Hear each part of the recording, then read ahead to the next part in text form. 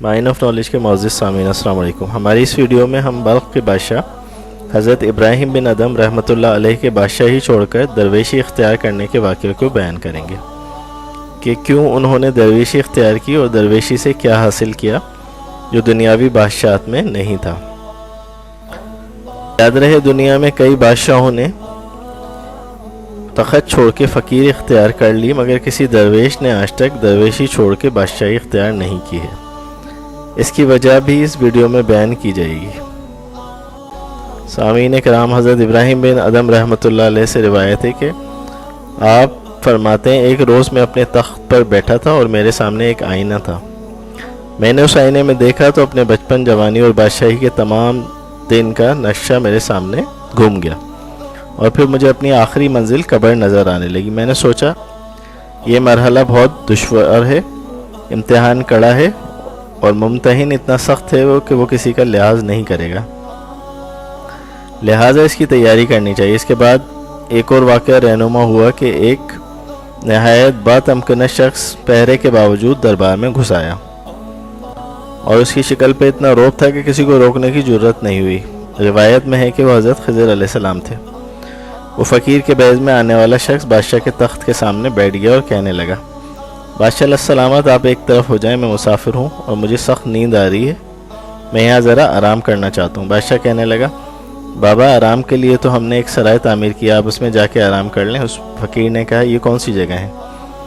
बादशाह ने कहा, ये तख़त है। पूछा, ये किसका तख़त है? फरमाया, मेरा तख़त है। पूछा, इससे पहले किसका था? बादशाह ने फरमाया, मेरे बाप का। आपने पूछा, इससे पहले किसका था?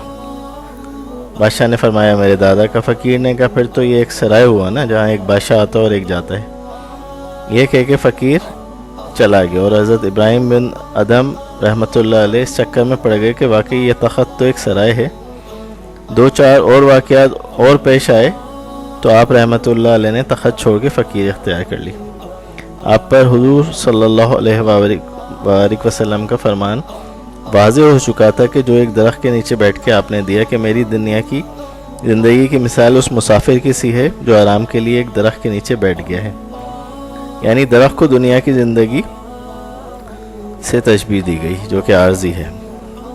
मनकूल है कि हज़रत इब्राहिम बिन अदम रहमतुल्लाह अलैह हज़रत इमाम अबू हनीफ़ा रहमतुल्लाह अलैह के पास तशरीफ़ ले गए और दरियाफ़्त किया, हमने बादशाही छोड़ दी, अब क्या करें?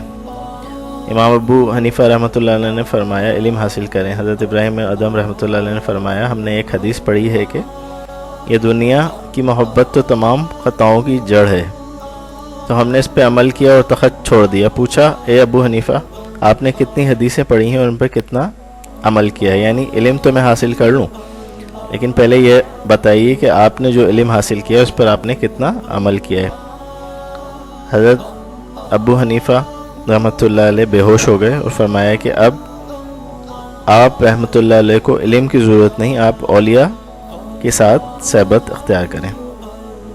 उसके बाद इब्राहिम बिन अदम रहमतुल्लाह अलैह ने फ़ुक्र अख्तियार किया, यहाँ तक कि एक बार आपके दरबारी आप तक इस हालत में पहुँचे कि आप दरिया के किनारे बैठे अपना लिबास, जिसे गदड़ी कहा जाता है सूफियाना ज़बान में, वो सी रहे थे। आपके दरबानी ने पूछा, हज़रत, ये क्या हालत बना रखी है? बादशाही छोड़ के यहाँ इस हाल में बैठे हैं, आपको क्या मिला ऐसा करके? आपने मुस्कुरा के उसे देखा, अपनी सुई इस दरिया में फेंक कर आवाज़ लगाई, ए मछलियों, मेरी सुई लाओ। एक लम्हे में हज़ारों मछलियाँ मुंह में सोने चांदी वगैरह की सुइयाँ मुंह में लेकर दरिया के ऊपर नमूदार हो गईं। आपने फरमाया, मुझे मेरी सुई चाहिए। एक मछली अदब से आगे बढ़ी और मुंह में सुई आपके आगे कर दिया। आपने सुई वापस ले ली, मुस्कुरा के दरबारी से कहा, दुनियावी बादशाहत और इस बादशाहत में ये फ़र्क है, वो मखसूस लोगों और इलाके के लिए होती है, जबकि दरवेश की बादशाहत तमाम मखलूक़ात पे होती है। हमारी वीडियो अगर पसंद आई हो तो चैनल को सब्सक्राइब कर लीजिए और बेल आइकन को क्लिक करें।